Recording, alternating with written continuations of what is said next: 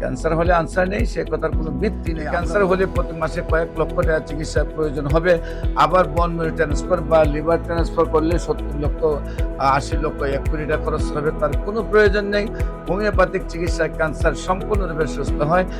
স্বাস্থ্যই সকল সুখের মূল। যে মানুষটি নিজের দীর্ঘদিনের অভিজ্ঞতা, মেধা ও পরম যত্নে হাজারো হতাশ রোগীর জটিল ও দীর্ঘস্থায়ী রোগ নিরাময় করে সুস্থ জীবনের স্বপ্ন দেখিয়েছেন ও বেঁচে থাকার নতুন অনুপ্রেরণা জুগিয়েছেন, তিনি আর কেউ নন, গণস্বাস্থ্য হোমিওয়ের স্বনামধন্য চিকিৎসক ডাক্তার SM সারওয়ার।